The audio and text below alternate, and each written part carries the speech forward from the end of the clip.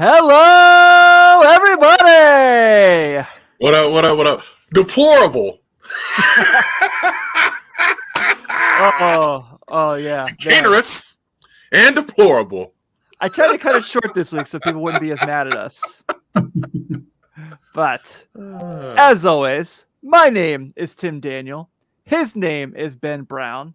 And welcome to this week's edition of Late Night Reds here on the Riverfront Media Network. We're so excited as we're getting closer and closer and closer.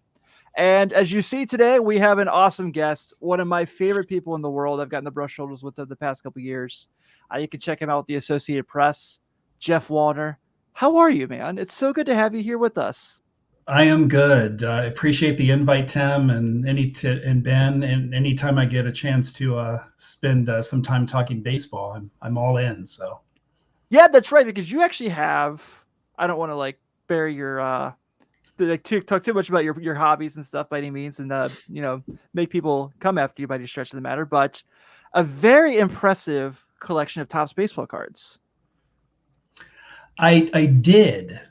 I actually did have an interesting story after years of talking to the folks at Sports Investments in Montgomery, and them calling me and asking, "Are you ready to sell yet?" I actually pulled the trigger on that a couple of months ago, and I sold my collection to Sports Investments. I don't have seller's remorse. I knew I would there for a while, but I've had the collection for quite a few years, and I finally sold them. I had tobacco cards. I had a pretty extensive collection of baseball cards. I miss them, but they're in good hands at Sports Investments. So. I'm sure if you just walk over, they're probably there saying, right. "Hey, you remember me?" They'll let me visit them, right? Yeah, it's like your kids leave for college. Yeah. Some of the autographs will be at consignment. Show up at a church festival near you this summer, and they'll probably be hanging up, at the silent auction. Absolutely. So I told you before we got on air that I had a message I had to deliver to you, Jeff, from our leader here at the Riverfront, Chad Dotson. You guys may have heard of him. And I told him that I was having you on the show because I've been friends with Jeff for a little while now. Funny story about that here in a second. And I said, "Hey, Jeff Wallner from AP is joining me Sunday. A good friend of mine has been covering the Reds for a while. We're going to talk shop." Chad's response is, "Tell him I said he needs to stop being an Everton soccer fan and he needs to join me at Tottenham." No chance of that at this point.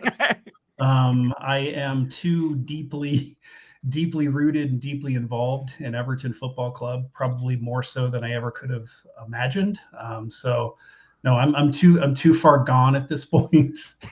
As much as I'd like to maybe consider my options some weeks, but I appreciate that from Chad. I know he's a massive Spurs fan.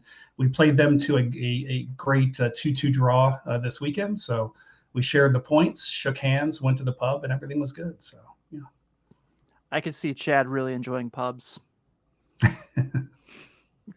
I did want to tell the story. To say the least. So I met Jeff. We covered Xavier basketball together for a few years now. And I known who Jeff was for a long time just from reading his stuff and him covering the Reds forever. And so when I saw one day, you go in there, you see where your name is, and you find who you're sitting next. I said Jeff Wallner. I was really excited. And I went to him, Ben, and I made the mistake of, "Oh, hey, Jeff, how are you? I'm Tim Daniel. I've been reading your stuff since I was a kid. Young."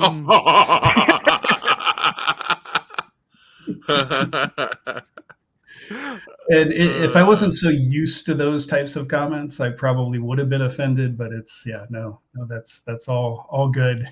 Just means I've been around for a long time, and I guess that's a good thing. So absolutely Body so of work. For those who don't know, how you've covered the Reds since, again, not to put words in your mouth, the 99 team, right? 1999 was my first season. I started as a professional writer in 1994, doing work for the Chicago Cubs. which was kind of a dream come true because that's my childhood team. So hopefully that doesn't make anyone mad on here. But and then I got the opportunity with a free weekly newspaper in Cincinnati. I got the opportunity to start covering the Reds in 1999. Excellent timing, of course, because an amazing team, an amazing season that unfortunately didn't end with a championship. But that group of guys was fantastic, and I'll never forget them. That team will always hold a special place in my heart. So 30 years later, I'm still doing it. So I feel really fortunate for that. But yeah, 99 was my first season. Yeah, because I think I remember that because you talked about the '99 team. We've talked about this a million times, and I'll never get tired of talking about that team ever. But that was the team that I was a fan. I was really into baseball as a kid, but that was the team that like sucked me in. That was a team that was like made me like what I am now as far as a Reds fan, to the point where I'm doing a show every week on them. And so just kind of having that experience. And you mentioned those guys on that team. So we have another show on this channel now called Red Lake Roundtable with Seth Shaner. And he just had Eddie Thompson on there. And they had a lot of awesome conversations about the 99 team. Yeah, Eddie was one of the favorites of mine, one of several on that team. But he and his wife, Renee, I got to know them very well, still keep in touch a little on social media with them. It was a special group, and I've made some comparisons between this Reds team currently and the 99 team, and a lot of other people have, for the obvious reasons.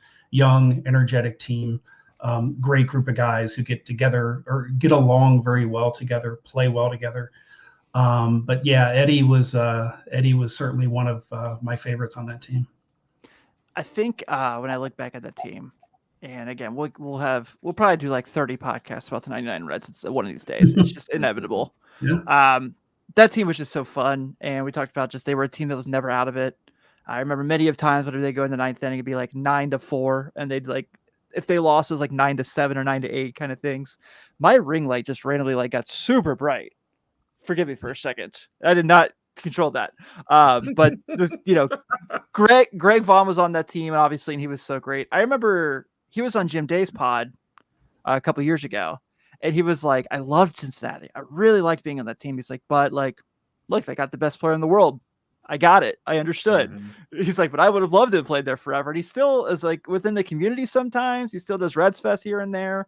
So it's kind of cool that even though he was only here for a year, he might be one of the most beloved one-year Reds, probably him and Shin-Soo Choo. Yeah. Well, Greg Vaughn, I always say I had such a great relationship with so many of the guys on that team that year, because they treated me like I had been around forever, and I was this rookie reporter who barely knew his way around the ballpark and was still learning clubhouse etiquette, still learning how to do a good interview and ask the right questions. And but they were all great to me. But I always say that Greg Vaughn scared the crap out of me. I bet. Greg Vaughn. There probably wasn't a guy on that team that I wasn't comfortable approaching for an interview. Pokey, Sean Casey, Aaron Boone, Danny Graves, and I mean, on and on. These guys were great, and Vaughn was great as well. But he had a presence about him, and he had an expression about him. He was a much more serious guy. He was a veteran player. He was a leader in the clubhouse. And so when you approached him, those first few words out of your mouth to ask a question, he would just kind of look at you, and it was extremely intimidating. But yeah, great guy, and obviously was a key member of that team. But I always laugh when people bring up Greg Vaughn, because I think as a young reporter, yeah, it was a frightening thing to go up. Excuse me, Mr. Vaughn, do you have a second? I bet he was a nice dude, but if I remember correctly, he had pretty menacing, like he had that goatee, that menacing face. Like, yeah, he would definitely be intimidating for sure if you're a young reporter. Did he actually Didn't he break the Reds facial hair rules? Wasn't he the one that they allowed facial hair because of him? I believe so. Yeah. I don't know that for certain, but yeah, I believe so. Yeah, I thought so. Well, Jeff, throughout the episode, I'm sure I'm going to ask you a lot of questions through your time covering the Reds, since different moments and things like that. But we do actually still have to talk about the current team, obviously. Sure. And I brought this out because I want to talk about this. So there's an article today I saw on the Sports Illustrated website, since it's not a thing anymore. Yeah. And that was a very somber Yeah, episode. That was a very somber episode. Yeah, when we just talked sure. about that. But then I saw the author, and it's our good friend Jeff Carr from Locked On Reds. I forgot he's writing for the Reds site. And he went and said, NL Central favorites, since the Reds are poised to win the division in 2024. And I put this on the thing before I saw Jeff wrote the article. And I was like, well, I guess, we were recently told in a comment that Locked On Reds is superior to us anyway, so I guess I'll go ahead and give them their pub. But what Jeff goes on to say in there is that with the Corbin Burns trade this week, which I do want to touch on the Corbin Burns trade a little separate, to kind of get that discussion, is that this opens the door for the Reds to take full advantage of the NL Central. He goes on to mention that, yes, the Cardinals did bring in Sonny Gray, but everything else they brought in is kind of aging guys. He discusses the fact that the Reds actually brought on 5 actual major league players instead of what we've seen in years past, where it's like, who are these random guys in this revolving carousel of the bullpen? Certainly not a carousel of progress in that circumstance, but we're finally on that road. And kind of talks about that the guys Milwaukee has left are all aging. Brandon Woodruff obviously not pitching this year. The Cubs don't know. It looks, I would guess they're going to get Cody Bellinger back, but nothing's set in stone there. And all the guys they haven't brought in. And then the Pirates, all they did was improve their bullpen. And after Mitch Keller, their rotation is still a mess. So, Jeff, I ask you this. When you look at this team, being around this team, like you said, you have a lot of excitement when you see this young core group of guys. Where do you sit on that thought process? Do you feel like this is a team just waiting to take the NL Central? I'm not a big predictions guy, but I will say that I'm really looking forward to watching this division. And the reason is because you've got teams with a lot of youth, you've got teams with a lot of depth, and you don't have those massive stars. The big money contracts we talked about all winter, they didn't go to the Central. We don't have Shohei Ohtani. So we've got a lot of teams top to bottom. I mean, you look at let's not discount the Pirates entirely. You look at how they started the season last year. You knew that they would probably level off, and they did. Milwaukee, sure, Craig Counsell bolted to the Cubs. They made the trade with the Corbin Burns, but they still have Freddie Peralta. They also got a decent haul, but they got DJ Hall in exchange for Corbin Burns. The Cubs probably are going to go out and get maybe bring Bellinger back. They've got Counsell at the helm. They've got the deep pockets. The Cardinals have some good young players. This division is very wide open, and if you're asking me, are the Reds capable of contending for the title in this division? Of course, certainly. I like the Reds' depth. I like what they've done this offseason. I think they made smart decisions with $108 million that they spent. And they're every bit as good as the other teams in this division. There's still some moves that I think are going to be made. I don't know what those will be.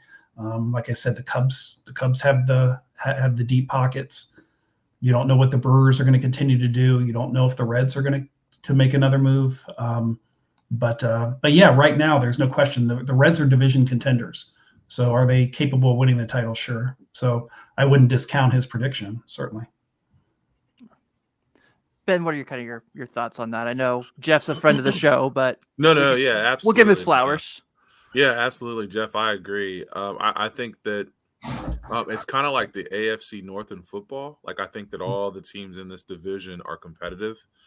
All the teams in this division have made moves to be able to win the Central, and I think that they all have another move in their pocket. I really do think that they all have at least one more move to try to solidify them being contenders. So, Jeff, I think you hit it spot on. I think that there are a lot of different things that these teams can do. And just because the Brewers are moving backwards, they still do have decent players on that team now, albeit they're aging, older guys, but they do still have, and they also have winning pedigree. I mean, those guys have won games, they've won the Central. I mean, some of those guys have won playoff series. So, yeah, I think that this NL Central is going to be. I think it'll be a really good race, and I think that all the teams have made themselves solid to be able to win it. Yeah, I agree. I really like one of the things Milwaukee did that I wish the Reds would do. They locked up Jackson Chourio long term before he even had a major league at bat because they were so confident in him. I like when teams do that. You've seen the Braves have success with that. It can definitely go either way. I understand that. It's definitely a risk. But I thought that was kind of something where I really appreciated that they kind of got that route because they counted on him. You did mention, yes, those guys are aging. Christian Yelich is still dangerous.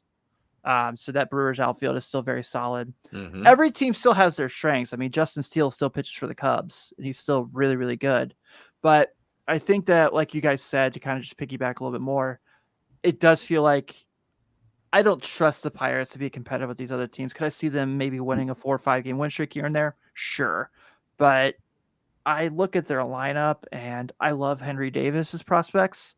I just don't see where he, is getting 9 hits every game by himself to get them runs. And that's the kind of where I pulled them back. But everyone else, I mean, St. Louis still has the corner infielders who are really good. I know Tyler O'Neill's not there anymore, but you can kind of count on them. So it's going to be really dynamic. Like I said, I also don't discount Jeff's article. You got to get used to Jeff not on the show and Jeff on the show today, just to make sure we know who we're talking about. But yeah, I think that it's going to be really dynamic. I think you mentioned the Cubs. I don't think they're done. I don't, I really think that they probably have another piece or two up their hands. Also, is Blake Snell going to sign anywhere? Is this going to happen? He won the Cy Young, and he's still a free agent, and spring training's in 2 weeks. So can we speed this process that's kind of up? crazy. I mean, that's a crazy thing to think about. I mean, the guy won the Cy Young, and he still is not signed anywhere. Like, that's crazy. It's almost unheard of. When was the last time a guy has won like the Cy Young or the MVP award or something like that and not been signed and just got this late into free agency? I remember a couple of years ago when Bryce Harper signed with the Phillies, he signed late. And he had already been announced to be on the cover of MLB The Show without signing for the team. So San Diego Studios is also waiting to see who he's signing with to put the cover together. And that was kind of crazy. But that wasn't like an MVP year of his, I don't think so. Yeah, it's unusual. We'll see. I mean, who has spots open in their rotation? Yeah. I don't know. I was going to say, I would have assumed that he'd want to pitch for a contender. So, I mean, who has spots available in that rotation who's going to be playing for a World Series or at least attempting to play for a World Series? Yeah. That'll be interesting to see. Robert brought up Seattle for him. I would like that. I think that'd be a good fit for him. That ballpark. He's talented enough. That'd be kind of fun. Let's get to this real quick. So we did mention it a second ago. Milwaukee does trade Corbin Burnes to the Orioles this week. Kind of shocks people. I really am appreciative that they did this because that means that when the Brewers come to town, Corbin Burnes doesn't have to have a 7-inning 1-run outing on us anymore. That's appreciative, but still kind of a surprising move. Another kind of this late in the year. I mean, I love that Baltimore team. I think all the moves they've made these last few years have been incredible, and kind of a team the Reds can kind of model themselves after, right? Like what Baltimore did the year before last year. Cincinnati kind of looks like they're on the verge of doing the same thing. But this is kind of you had heard the rumblings a little bit, but were you guys kind of shocked when you saw this come across your phone the other day? I was surprised. I'm curious what the reaction has been in Milwaukee. I haven't perused any of the stories from the local guys up there, but surprising. Hall, they got a good pitcher in return. I didn't really dig deep into the other guys that they got, but yeah, that's an ace. That's an ace starter. Yeah. it makes you think that this is not this is a move that's part of a grander plan. Typically, this isn't a one-off. You don't trade Corbin Burns without knowing what your next, Right. your second, third, and fourth move is. So it'll be interesting to see where they go from here, basically. Yeah, I would agree with that. I think that they've got a master plan in mind, and part of that was just moving him and then getting pieces to that master plan. So yeah, I think that they've got something in play in their thought process in order to build that roster back up. Like we'd already talked about, they've got Asian guys that they're trying to rebuild that roster around, but not do a complete overhaul. But when you move a piece like that, you've got to have some other plans in place to think that something else is going to happen.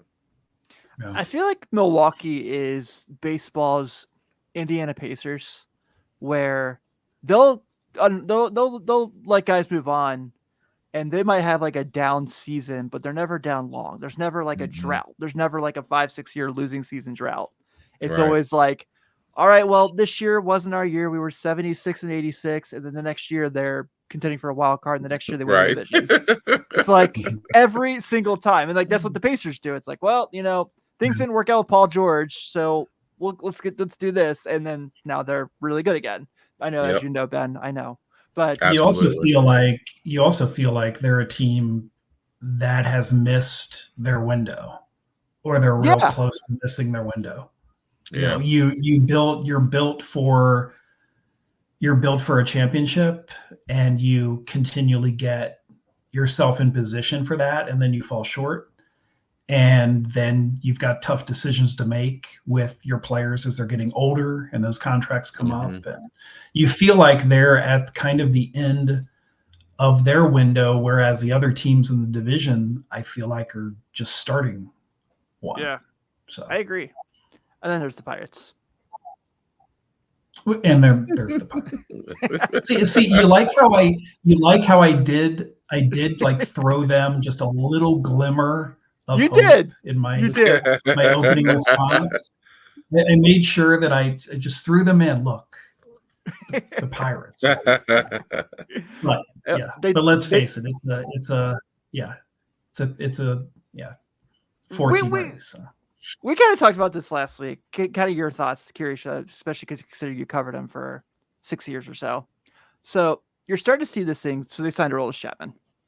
And I was kind of in the group that, I shouldn't say kind. I was very much in the group that was kind of hoping the Reds would bring him back. I do think they got a better pitcher in Brent Suter. So I'm not disappointed. But we're seeing this weird thing with him now. And I understand he's not Cincinnati Aroldis Chapman anymore. So I'm not trying to discredit, trying to make him better than he is at this circumstance.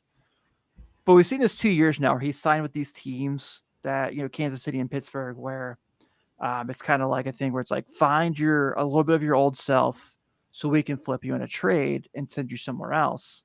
And obviously last year he goes to Texas. He's part of a team that wins the World Series. 2-time World Series champion Aroldis Chapman, by the way, is a sentence I never thought I'd say if it didn't involve the Cincinnati Reds.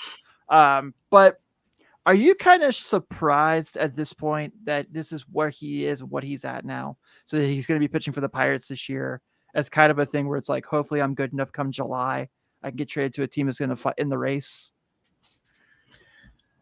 Surprised at his age and this point in his career that he's not in a better situation, or I guess. don't know. Yeah, I'm a little surprised he's still out there. He's still out there chucking it, still throwing, hitting triple digits. Yeah, that he's still tipping the radar gun, but good for him. But I'm sure he's looking for another opportunity to win. You get a taste of that, and you experience a World Series title. You're going to look for that again, and you're not going to be content with pitching for a team that's in the bottom of its division. But as far as the Reds, I don't think he makes any constructive sense for the Reds to bring him back. I don't.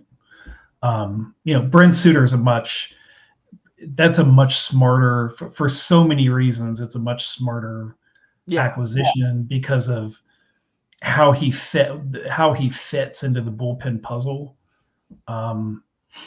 Yeah, I love that. And it has nothing to do with him being a local guy, but I know you're asking about Aroldis Chapman, and I'm about to go on a tangent about Brett Suter. No, please.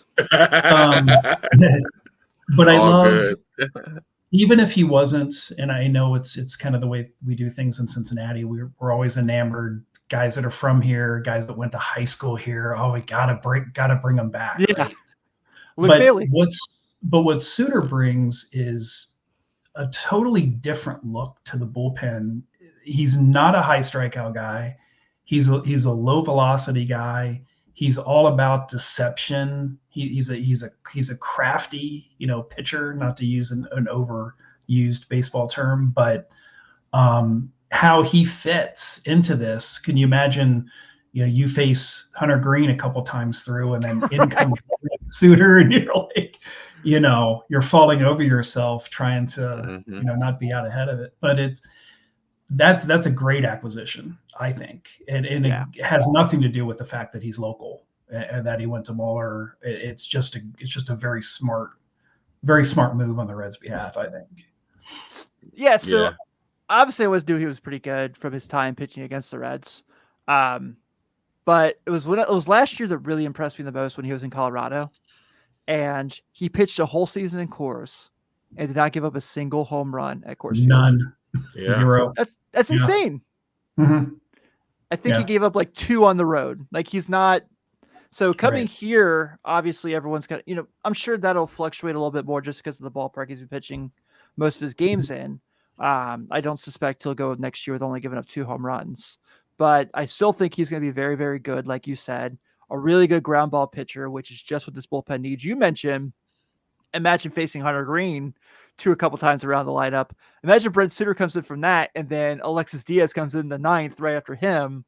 Like, that is kind of like that fluctuation thing. So I love the signing. I think it might actually be my favorite one of the offseason.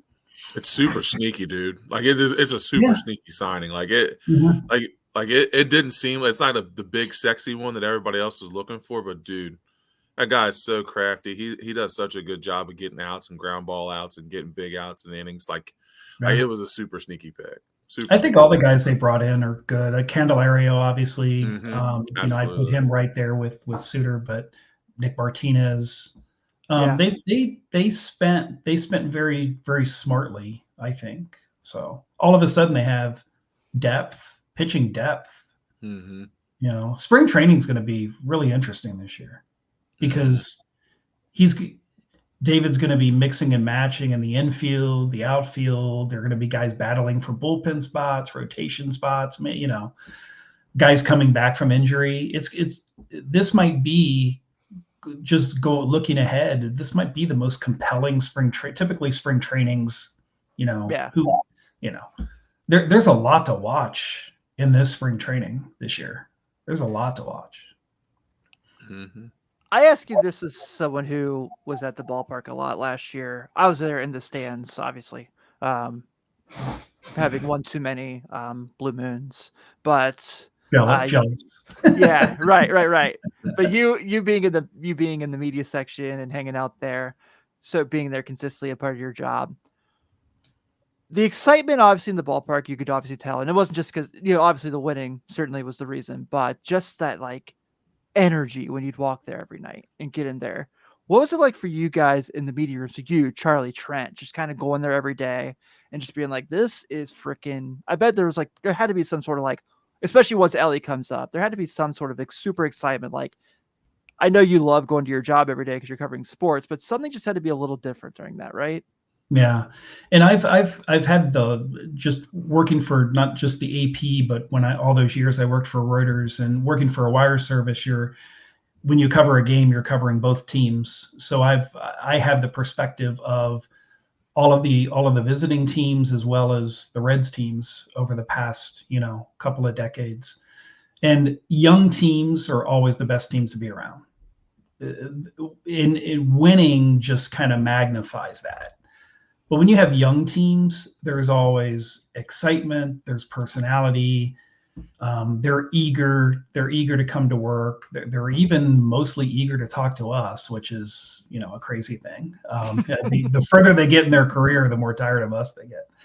But so you had that combination of, you have a young group of players, but also guys that have really good personalities. I mean, I'll go down the list. In back to kind of the comparisons to '99, it feels very similar. But yeah, a lot of energy. And then when you have somebody like Ellie come up, and that kind of elevates the whole group. Yeah, it's definitely a fun group of guys to be around. Great to work with, great to talk to. And there is a little bit of, you sense a little bit of a buzz about it when you have a young team that's being successful. But I will say that before they brought up the full crop of players, even last year or the year before, when they got off to that horrendous start, I was impressed with the way, like, that group of players, and it's a credit to David Bell as well. They didn't implode, kept waiting for the whole thing to just completely fall apart. And they didn't. And they ended up playing pretty good baseball for an extended stretch of that season. Mm-hmm. And then I think at the very end, I think it's just injuries and everything kind of caught up, and they finished almost as poorly as they started. But in the middle, they played really good baseball. You felt like the team was coming together, and that was before they opened the floodgates and all these guys came up the following year. But you felt like that culture that David Bell and the players that were here started to build carried over into the next season, and then just continued to get better and better as these guys started to come up. They've done real well evaluating people. Obviously, talent's the biggest thing, but I think there is something to clubhouse chemistry, just talking to players and managers over the years. There is something about that where you get the right mesh of guys, and I think the Reds have that now. But of course, when you're winning, everything's Right. great. But I feel like this group, even when they were hitting those ebbs and flows, even when they were going through a tough stretch, and if you remember last year, every time it seemed like, okay, here we go. They lose 2 or 3 in a row. Here we go. Boom, they come back and they win. They win the next 6. Yeah. And then they'd lose 3 or 4 in a row. Here we go. And then they'd come back and they'd win. And even after the 12-game winning streak, they lost, I think, 4 straight after that. I may have my numbers wrong. And you thought, okay, back to earth. This thing's going to kind of crash hard at this. Nope. They just picked it right up and got back on a streak. So really, really good chemistry with this club, and really good personalities in the clubhouse. So yeah, it's been a fun group to be around. Yeah, because you mentioned that, and I think that's a really good point, because even if you look at like 2012, there's obviously a lot of rumblings of some guys weren't very liked on the team. Matt Latos, I'm sorry, workout was one that people kind of brought out quite a bit. I'm not asking you to comment on that. Don't worry, Jeff. But it seemed like, you heard like a lot of like, we liked when that guy towed the rubber for us, but it wasn't someone we went out with on the road or anything. And I think that kind of is a really good point, because that team was near perfect at times and still kind of had those moments. And this team, it seems like everyone's just kind of in the thought process of, we're all going to be fine. We're all going to be good. And we're going to learn this together. And I think that's cool too. I think one of the things that we've talked about a little bit throughout this off season, because, we're just, as a Reds podcast, we're just dying to find things to talk about at this point with this close to spring training, is, I think that one of the cool things this team has is it's the first time for like McLean and Ellie that they can have a spring training, they can have an off season to be prepared or trained for as a big leaguer. And what I mean by that is Ellie and McLean obviously always knew that they were going to be in the major leagues, so they were kind of prepping for that. But they saw what being in the big leagues was like last year and how to carry that to this. Mm-hmm. And I think that's going to pay so many dividends for them moving forward.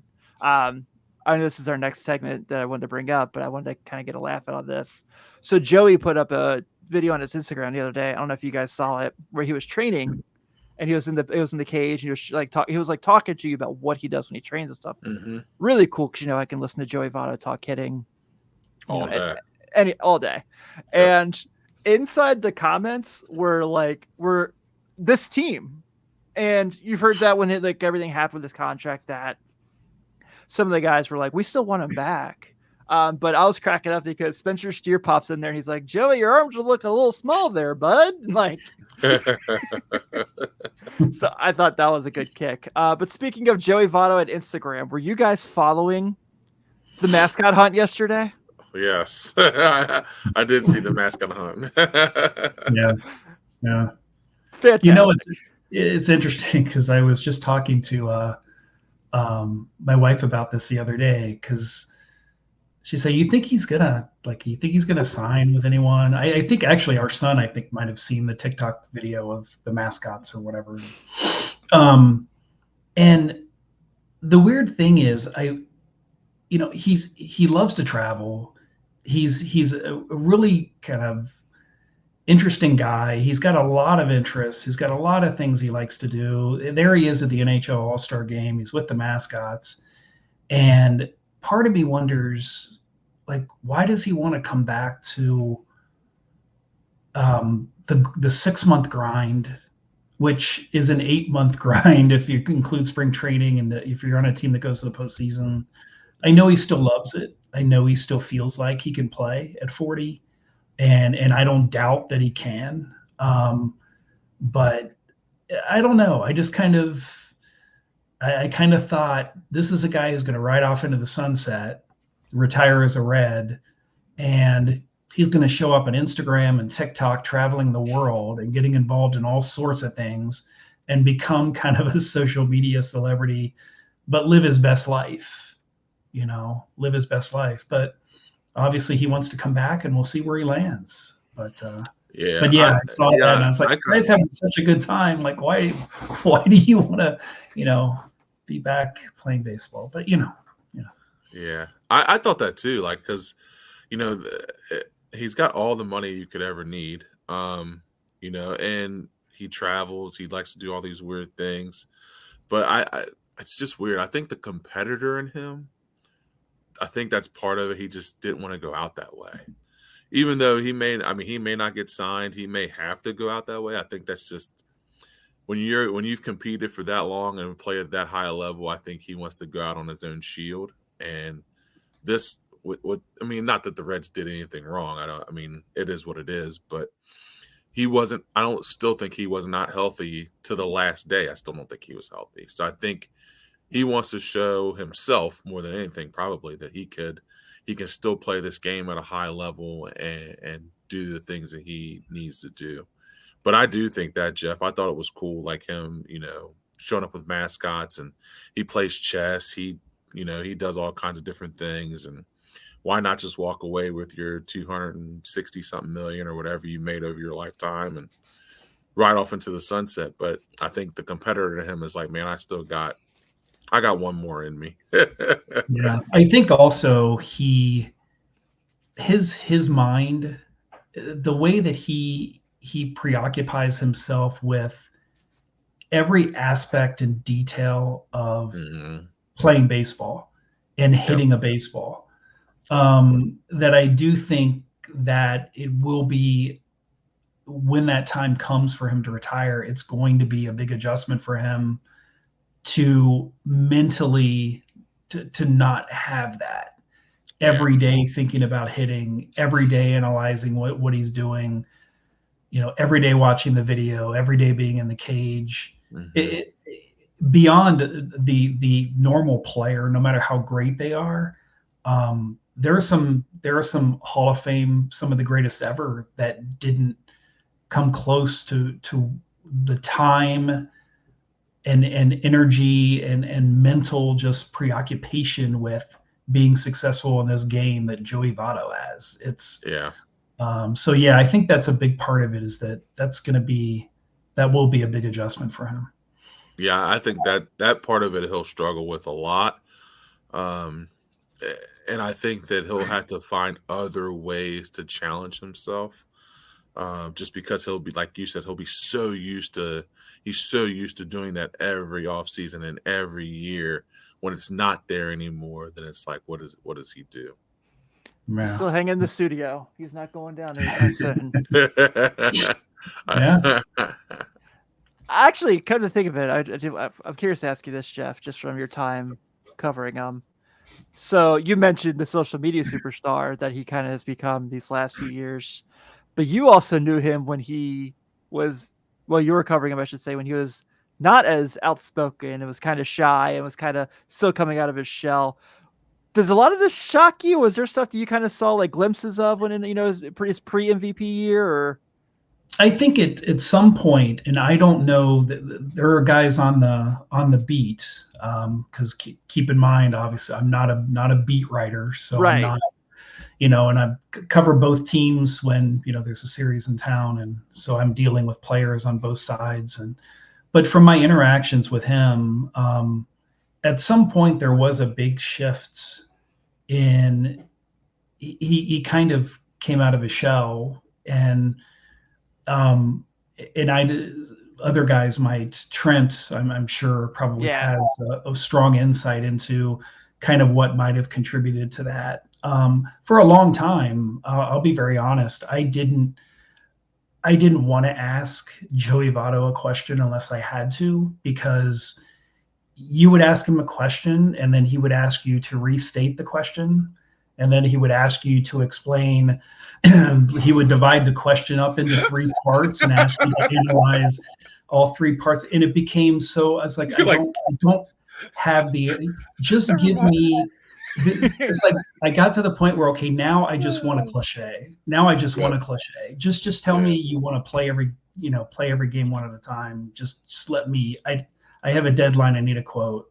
That's all. That's all I need. And it was painful. It was painful. But I didn't deal with him every day like the beat writers, so I didn't have that same relationship. But yeah, it was difficult. But then, like you said, over the last few years, not just on social media, but with teammates in the clubhouse, I think being around a young team like this, and he hasn't been in this situation in his career where you've had this to this extent, a clubhouse of these young guys. I think he really enjoyed that, and he said it. I think he enjoyed being a big brother. He enjoyed being a father figure. He really loved these last 2 years with the Reds because of all those young guys. I think that might contribute to kind of his shifts in his outgoingness and everything. But I know he loved being around these young players, and they're going to miss him, as you said. They're popping into his into his social media and still joking around with him. But that's the relationship he had with all those guys. Yeah, it's so funny you talked about just wanting the cliche, just because obviously you and I have been in media rooms together. And do you remember this year when we had to interview Kelvin Sampson after the Houston Xavier game, and every answer was 6 minutes long? Yes. We got great stuff. We're not complaining. Yeah. But it was like it was kind of those things where it's like, can you just say you guys rebounded really well, and we can get to the next question at some point? And I have my recorder on, so I'm recording everything he's saying just in case I don't miss something that is noteworthy and usable. But at the same time, I'm typing in the quotes and I'm just taking out sections of what he's saying. I'm like, all right, I can use that sentence. And I'm just like dropping in sentences into my game story. Sampson said, and then I'm recording the rest in case, maybe there is something, Yeah, he could fill up a recorder. Yeah, he probably could. He probably is willing to as well. Right. So I want to touch on this real quick. We've kind of been doing something through the offseason. We've been talking about different guys and looking at their FanGraph projections. And so, Ben, everyone we've looked at so far, FanGraphs has been like, yeah, you're going to see them improve. You're going to see them get better. You're going to see this. Yeah. Today, when I looked up this player, it was the opposite of what we've seen all offseason. Yeah. And FanGraphs is predicting a nice little drop off for one Will Benson. So for those who obviously know, last year Will Benson, 275, 365, 498 slugging. FanGraphs is looking at this year as a potential 226, 339, 412 for him. It seems like in a roundabout way. And again, projections are projections. So we know this is not gospel. But I think this is kind of one of the interesting ones because it is the first time we've seen this offseason where it's a guy that the projections aren't as high on. Mm-hmm. I love this kid. I think we've talked about that a million times. The home run against the Dodgers is one of my favorite moments of the year. And I think the athleticism is impressive. The way that he worked from getting sent down and coming back up and kind of making himself a true major leaguer was impressive. But I think when we look at all these guys and we are excited about them, and we should be as fans, the chance that they all pan out to be what we think they are is really unlikely, right? So one of these guys does have to drop off. And maybe I'm not trying to downgrade him because I do love him. I want him to be really successful and be a really good player. But I'm not shocked by this projection. If again, not just keep going back to, I've been around a long time around this game. And if you ask me, will this insert young player have a drop off next year after having a great first or second year? My answer is going to be yes, no matter who the player is, because this game is unforgiving and those adjustments are tough. And the amount of data that's out there right now, the advanced scouts are so far ahead of any player. So if you ask me, will Benson have a drop off? My answer is probably going to be yes, but I'll give you one reason why. Well, there are a few reasons. One, I think he's a great kid. I think he's a smart player, and I think he's got a ton of ability. But if I give you one reason why I think he won't have a drop off next year, it is, I keep going back to last year. There were 2 or 3 instances where here's a young guy who's got power, who's hit some big home runs, right? And it's easy for a young player to get kind of in their head, that's who I am. That's how I'm approaching my at bat. I'm looking for something I can drive, right? And that's your mindset. But on 2 or 3 occasions last year, I saw Will Benson after, I think one of them was a 12 pitch at bat. One of them might have been a 14 pitch at bat or something. It was something insane. Draw a walk. I've never seen, and I brought this up to David Bell as well, and he said it. He said it was a testament to Will Benson's character and his approach at the plate. But I've never seen a young player be more excited drawing a walk. I remember that. Yeah, he bat flipped a walk as well as anyone. Joey will bat flip a walk, but that's Joey. That's what he's all about. He's about quality at bat. Here's this young player with a lot of power, a lot of pure athletic ability. And this guy is working a 12 pitch at bat to draw a walk, flipping his bat, pumping his fist the whole way down the first baseline. Things like that tell me that he won't have he might have a drop off because that's natural, but there's a ton of ability in there and a ton of plate discipline in there with Will Benson that is unique for a young player like him. Yeah, I completely agree. Ben, do you want to add anything? But the Reds need that. I'll tell you that if you ask one thing that the Reds are missing, and in this day and age, not all teams have it, but do they really have? They don't have that one guy, that one masher in the middle of the lineup. It's kind of home runs by committee, right? It's RBIs by committee. Mm-hmm. A lot of guys contribute to that, including Will Benson, but they could use a consistent big power bat. I mean, he's got the ability to be that, but I don't want him to change his approach at the plate though, and see his strikeout numbers go up and things like that. But yeah, I do think, like you said, I think it's fair to suspect that there'll be guys who drop off. I don't know if his OPS going down 60 points is. Yeah, that's a ton. That's a big drop off. Yeah. That's so I hope that's not the case. But do I see him being that 255, 265 guy? Sure. Yeah. Oh, here he is.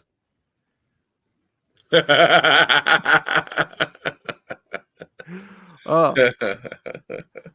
Boss man is watching us. We're on. Yes, we're being supervised tonight. We're being supervised. But no, I would agree. I don't think that. I mean, those are big drop offs, man. I think that we've talked about this on the show before. Will Benson is a guy that he seemed to have really good at bats a lot of times in the season. So I that big of a drop off for a guy that has some quality at bats and has had quality at bats. And I don't know if it's because they think he's going to have more at bats this year that he's going to have the drop off. I'm not sure, but some of those numbers that you showed there are really huge. That's huge drop offs for him. Yeah. I don't see that. Now, is there a chance he could have a little bit here and there? Like you all said, yeah, I think so. I mean, I think that's with any baseball player.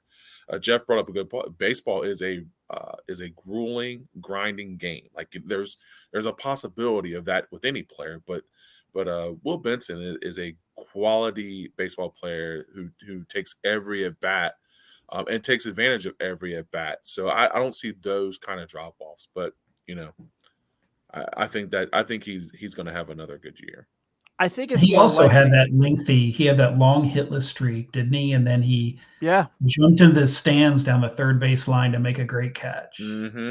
Yeah. What does that say about a young player who a lot of young guys would just be down on themselves? They wouldn't be no interest in putting in the work defensively. That their minds consumed with how long can I just stay up here?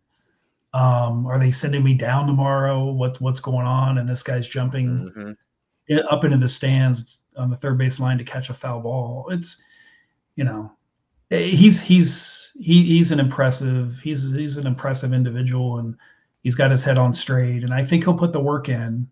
But yeah, all of these guys that we saw such great things from last year could have somewhat of a drop off.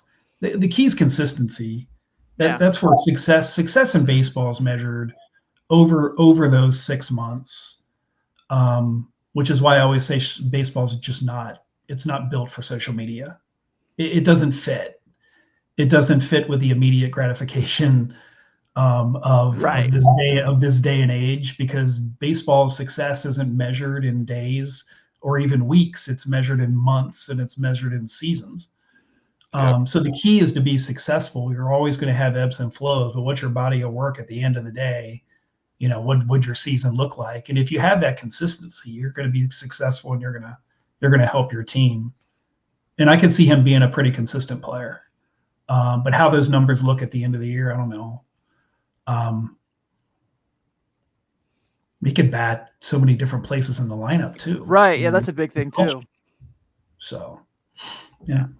I think, like I said, drop off, yes. 60 points, probably not. I suspect it's more likely he finds a hat that fits him next year than he has that big of a drop off. Yeah. Yeah, I would agree with that. Yeah. So, a couple things before we wrap this up. And Jeff, you've been awesome, man. I'm so happy I got to have you on. I don't know why I waited so long to invite you. First off, that's my fault. Yeah, it is. That's definitely your fault, man. Yeah. Jeff's all good. Have me back. Come back. Oh, please, yeah, absolutely. We're gonna have a lot to talk about this season. So I want to bring up a couple things, and this is just being stupid and fun. So bear with me here. So those who are nerds like Ben and I, who love the One World Wrestling of Entertainment, saw that Dwayne "The Rock" Johnson made his triumphant return to be in the main event of WrestleMania this year, which is bad. Are you going to ask me a wrestling question? Because I have no. What I'm getting to is that wait a minute. Bear with me. I've got this. I'm going to see if you guys agree that we should do this in all sports. We're like a 50-year-old who hasn't had a big league at bat in 10 years. Can you imagine? It's like Game 7 of the World Series, runner in scoring position. It's 2-2 in the ninth. And is that Adam Dunn's music coming to the plate? Right? Are you intrigued? Yes. Yeah. I don't know how it'll go, but you got my attention. Of all the people you could have picked, right? I thought you were going to say Ken Griffey Jr. or something. I'm like, that's too nice. Ken Griffey Jr.'s too on brand for me. We know this. Right. I mean, like, you know what? Right there. I'm like, to see the kid take a bat at 52 years old. Yeah, I'd pay to see that. You know what I mean? But, yeah, he was just with the World Baseball Classic. He was the hitting coach in the team. Did you see that clip last year where he's like in the cage and they're all just like kids again? Like, oh, dude, yeah. I would be that exact way. How did his swing look? It probably was spotless. Unbelievable. Just unbelievable. Like it always was. Yeah. Yeah. I suspect that like Ken Griffey Jr. swing probably ages the way that like a Larry Bird 3-point shot does. It's just the same as it was then and still looks just as pretty. So no, I wasn't going to ask you a wrestling question. I just thought that we should allow this in all sports. Like, can you imagine if there's ever the day the Bulls were good again and it's like, oh, it's 95-93. There's 2 minutes left in the fourth quarter. And here comes Michael Jordan. Yeah. Take the last shot. Yeah. See, that's entertaining. Yeah. How old was Satchel Paige when he came? Right. No one knows. Right. Yeah. Yeah. Well, that's true. Yeah. I guess we probably didn't even know. Yeah. But I guess he was supposed to be in his 40s when he signed with the Indians. Mm-hmm. Yeah. Mid to late 40s. Yeah. Throwing like 96. Yeah, that's a fun one. It's like, oh, it's there's 5-4 in the bottom of the ninth, and they need to get these outs. And here comes Dennis Eckersley to pitch the ninth inning. Like, all right, I'm tuned in. Let's see what happens. Let's see what happens. Joey Votto could draw a walk at 50. Yeah, I agree. He could draw a walk at 50. No question. I agree. Give him 24 hours to study the pitcher, and he'd draw a walk at 50. Yeah.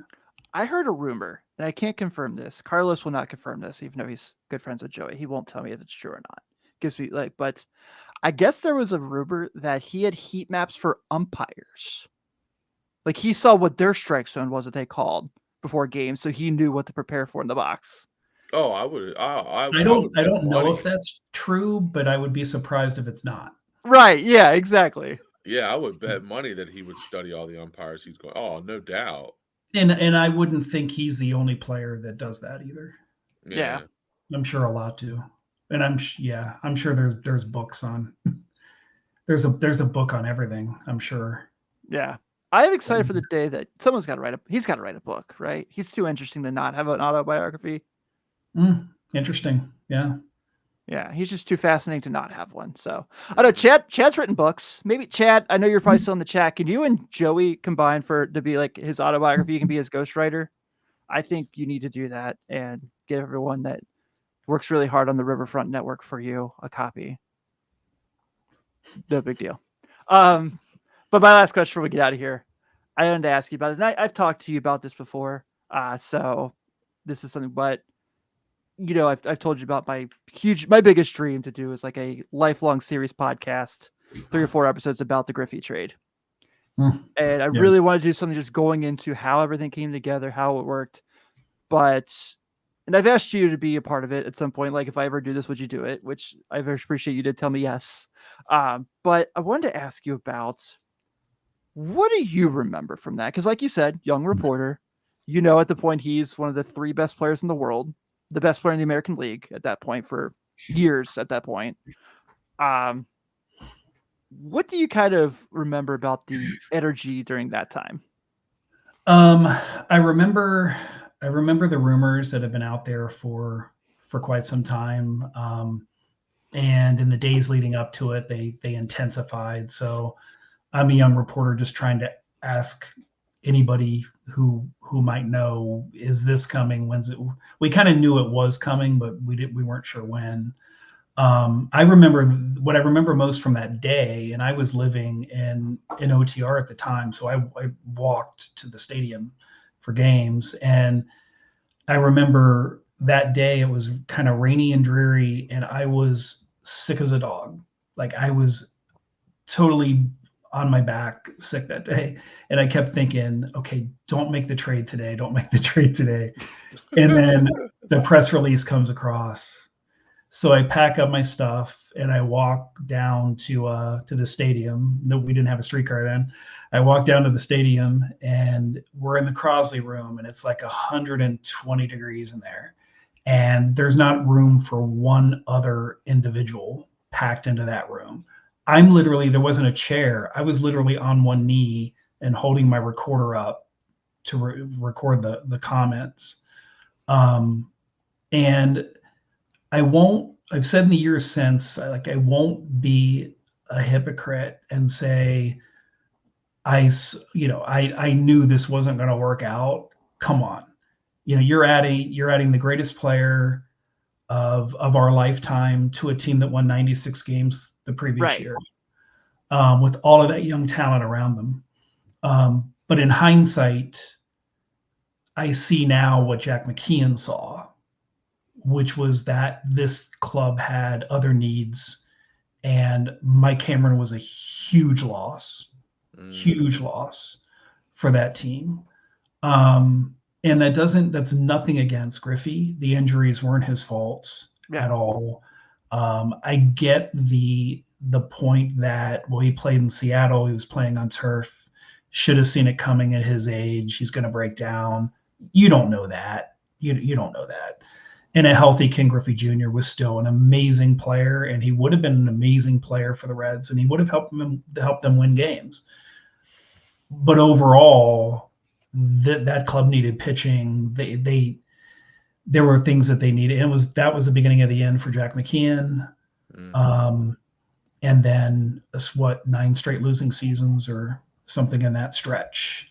It just didn't work out. I enjoyed being around Junior, as difficult as he was when the camera lights and the recorders were on.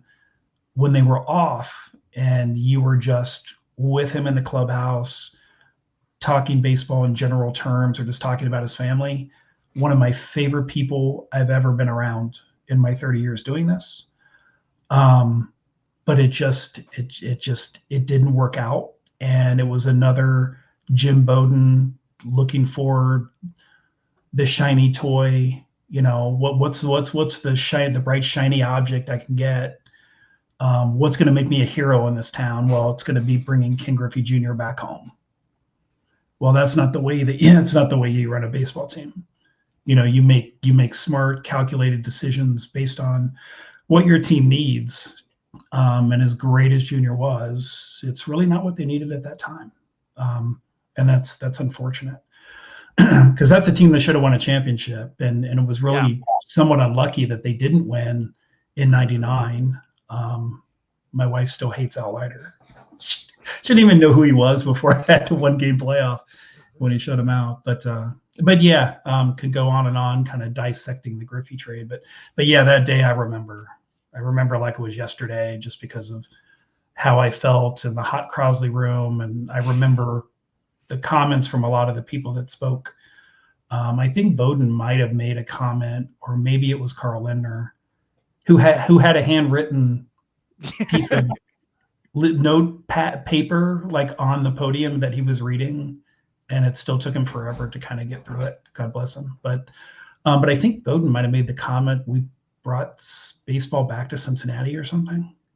Oh boy, something along those lines, and that kind of hit some people wrong, because they're like, look, we won 96 games last year and baseball never left Cincinnati. So it was he was around for a little longer, but I think it was the beginning of the end for Jim Bowden too, the way that worked out. But that day, I'm surprised they didn't have a ticker tape parade in town, as happy as everyone was. So I tell the story all the time. So respectfully, I was only 10 years old. And I was in school in Bellevue at the elementary school, and where my parents' house was right on the corner from where I was in school. And our gym teacher was like, hey, the Reds just traded for Griffey. At this point, I didn't know about the rumors and how to get all that stuff at the time. And I was like, no way, you're crazy. So I ran home, turned on SportsCenter. And that was back in the day when SportsCenter had the graphics where the player's head would pop up in the corner of the screen. Mm-hmm. And it was Griffey in a Reds hat. And I was like, 10-year-old me, like crying, like, oh my God, calling my mom at her work, like, did you see this? And so it's one of my favorite days of my childhood. Mm-hmm. And it's something like I'll just never let go of. Like, even though, like you said, it did not go the way it was supposed to, my hero coming to play for my favorite team. And then my favorite football player of all time is Deion Sanders.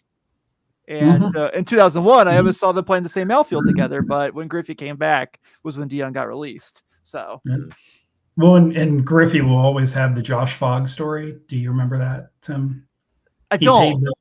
He made a bet. I think it was a sporting event bet, or it was some, I don't know, horse. I don't know what it was, but some sort of a bet with Josh Fogg, and he lost.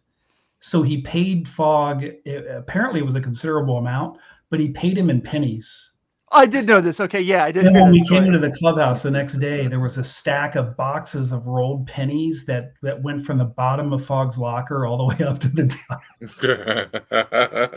I mean, it had to be it was thousands of dollars in pennies that were stacked in Joshua. He had a great personality, but yeah. So, shout out Red Lake Roundtable again. Seth just had Scott Hatterberg on, and Scott was awesome. And I promise I am wrapping up soon. You telling this story just made me want to bring this up. I could talk baseball forever, so just keep going. I know, but Curb Your Enthusiasm came back tonight, and I think if I don't watch it, my wife's gonna kill me. Got it. Yeah, I'm kidding. I'm kidding. We've got DVR for a reason. But so Seth asked Hatterberg, like, what was playing with Griffey like? Because Hatterberg's a Pacific Northwest kid, so obviously he looks at Griffey the same way I do, just like he walked on water and he was the great. He floated when he walked in a room. And he said that he was like you said, he was like the coolest guy. He's like, anytime we were on the road, he always wanted to go to Benihana's. Like, he loved Benihana's. And it talks about how they couldn't just go see a movie or anything just because of how big of a star he was. Like, everything had to be like, they had to call ahead and like rent out a movie theater and all these things. And I just got to think like, and Jeff, like you said, doing what we do on the basketball side, obviously being so lucky, my favorite basketball player ever is Penny Hardaway. I got to be at a press conference with him, and that was like, okay, I can handle my emotions and do this job. That would probably be the one where I'd have a hard time handling my emotions. So the fact that you did it, I'm very impressed. Yeah, it's I've been in that situation before, but it's when you're doing the job, it's easier. I get asked that question a lot. How do you? I do too. Yeah, how do you handle like interviewing a player that you grew up? And you always have those moments, but when you're doing the job, you're so focused on if you're covering a team that you're a fan of, it honestly you don't even think about it because you're so focused on deadline. You're focused on making sure your details are right, so yeah, but it is still cool. We could do a whole show on cool moments like that. So, but my first Xavier game was the year they were the 1 seed, and it was Georgetown. So my first game is Patrick Ewing, and I was like, "Oh, this is different." Okay, so yeah, it's definitely neat. Jeff, like you said, man, I could literally talk baseball with you all the time, all day. This was so cool. I'm so glad we finally had you on. I promise I won't wait 4 years to do it again. But before we get out of here, for those of you who do want to follow your work, whether it's college basketball or talk soccer with you, sorry, Chad, I had to bring up the soccer portion. How can our lovely listeners find Jeff Wallner? You can follow me on X/Twitter. Still weird to say, isn't it? Yeah. You can follow me on Twitter at Jeff Wallner, and then on the Twitter page is linked to my Facebook page where I link all of my stories, and then you can find my Instagram. So, or you can just Google me. It's a nice thing about writing for AP is that your stories are everywhere, easy to find. So right now you'll see the occasional college basketball story, but very soon it'll be opening day. So. Also, I will mention this about Jeff for those who follow him. More than sports, Jeff has awesome taste in music, and is a really good guy to talk about concerts with. So you can get a lot of really good stuff from that as well. But awesome, man. Well, you know me, I'd rather talk music than sports, honestly. I know you would, yeah. Anybody wants to hop on my Twitter and talk music, let's go. Yes, absolutely. We're going to wrap up this week's edition of Late Night Reds here on the Riverfront. Don't forget, since next Sunday is obviously Super Bowl Sunday, we will not ruin our show by going head to head with that. We're going to take next week to kind of hang out, refresh, and get ready for spring training, like the guys do. So be sure to have us marked for that would be February 18th for our comeback for that. We'll be excited to do that as well. But on behalf of Ben, on behalf of everyone at the Riverfront, this is Tim Daniel. Have a great night. We'll see you guys in a couple weeks. Take care, guys. Thanks. See you guys.